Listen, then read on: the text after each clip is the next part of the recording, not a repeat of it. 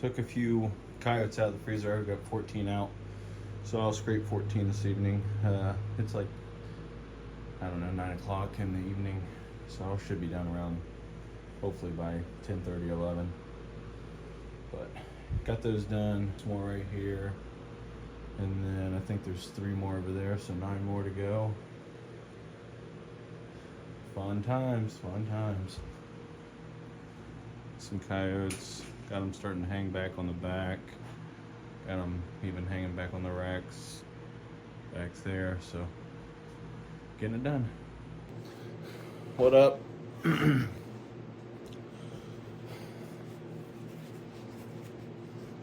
What's going on, you stinking mofos? So I want to show you just kind of how I set up my trap. I run the No BS Wire Lever Junior.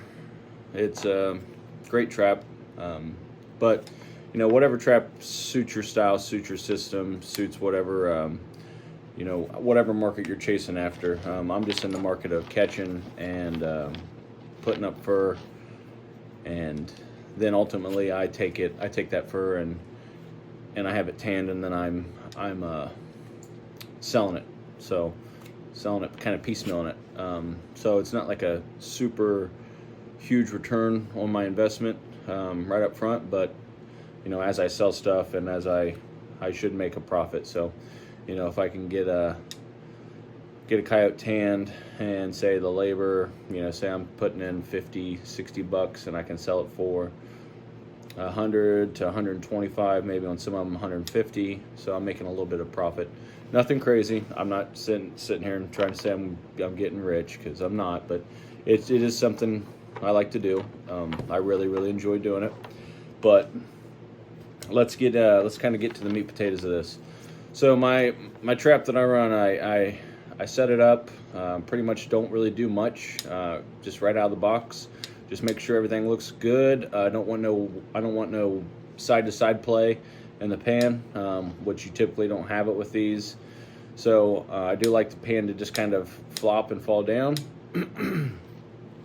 And you can loosen that here. If you need to loosen your, you know, if it's sitting a little high or sitting a little, you know, too low, you can move it back and forth here. But they usually set pretty well. And only thing I do with these is I just kind of take them out, inspect them, give them a little power wash, and then I wax them. So I wax them, and then after I get them waxed, I'm just hang them out and let them kind of drip dry.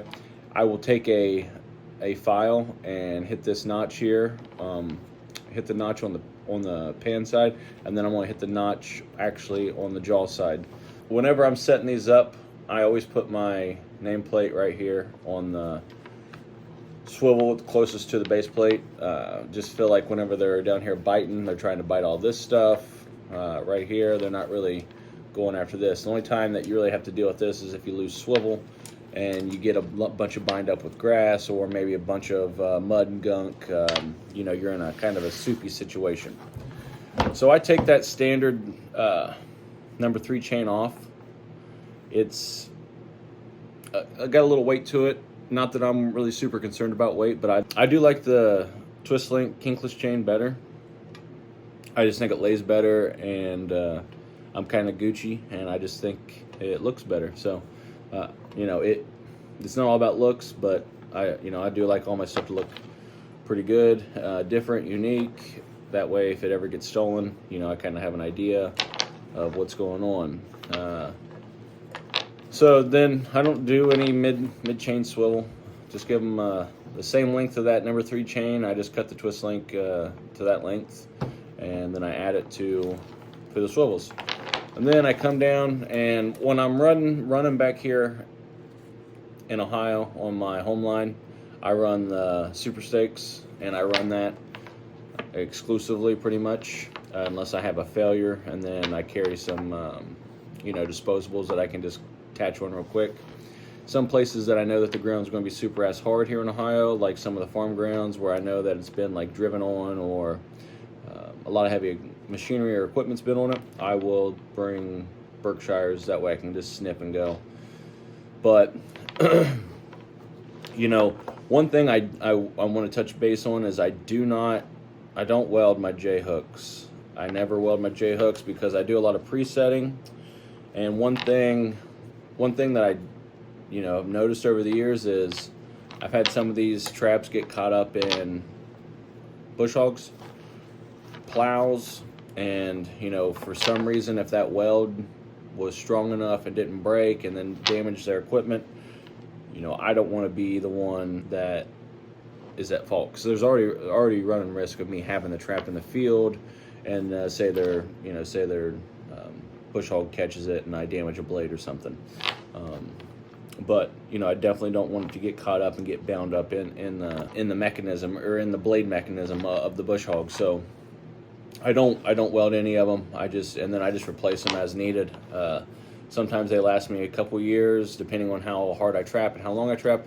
They might last me a season. So, but going out of state, when I'm going to be going out of state this year, I'm not taking this because I want to be trapping in some hard ass ground.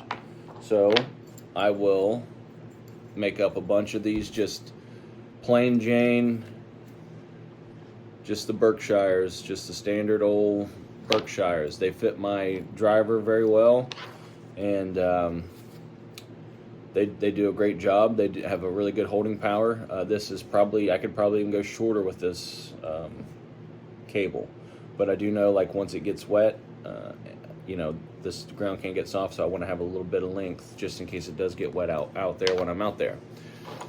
But I don't want to take these out there and then have to leave a crap ton of them behind, and say these are averaging $3 a pop.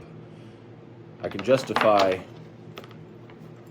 50 cents. I can justify that over 100 a lot easier than I can justify $3 over 100. So if that makes sense. And then I will bring out extras, but this is my basic setup.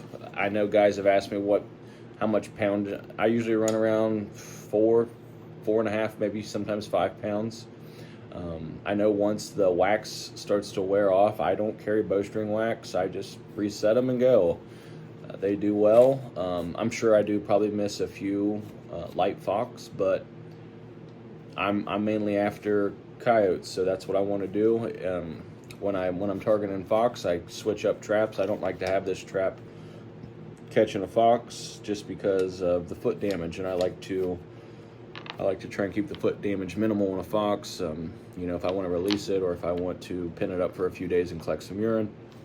So that's pretty much it. That's the long and the short of my trap setup. Pretty plain Jane, pretty simple. I only run this trap. I used to run a bunch of Dukes, and I have no problem running the Dukes. The Dukes are modified to my specs, my liking. I did all the modifications myself. They all have pit pans, rod style dogs. They have new D-rings on the base plates, the bubble tips on the jaws. I did the laminations. I did all the welding. So they're not as beautiful as some of the fabricators that you see out there doing it, because I'm not the best at welding. I try to be as good as I can, so I don't have any failures or malfunctions. But things happen, and we're all human. We all make mistakes. So the Dukes, phenomenal trap. I have no problem running them. But if I can have my way, and I'm running these. I had 7 or 8 of these, maybe more, maybe a few less. Ran over by tractors, and they still set, and they still fired. I shit you not. I mean, this is no bullshit. No pun intended, but I'm not dicking around. Like, I had multiple traps that got ran over that were still operational. The only issue I had was one of my traps did get ran over, and it wasn't anything that isn't fixable, but it wasn't able to be set because the screw and the nut mechanism right here broke. So the trap jaw was just dangling. This side was okay, but I didn't have another repair part, so I just took the trap out and put a new trap in. But, you know, use whatever trap you want to use. I'm not saying use these. I'm just showing you how I set them up, and I wanted to show you, you know, kind of just a few differences that I'm going to be doing. You know, guys ask me if I use pan covers. I don't use pan covers. I do experiment with pan covers on my work line. I do run a few wire screens, and I do, well, actually, that's really it. That's all I do now is just run wire screens on my work line, and I've had success. I've caught cats. I've caught coyotes with them. You know, but there again, it's just that's just another step, another thing I have to carry, another thing I have to worry about. My system's just peat moss, dry ass peat moss, right over top of the pan, and you know, I'm not packing it in and around the pan. I'm not putting a bunch and packing it all around. I'm just putting it so it's covers, and then I top coat with dirt, guides, and then bait urine down the road. Rant over. Later, guys.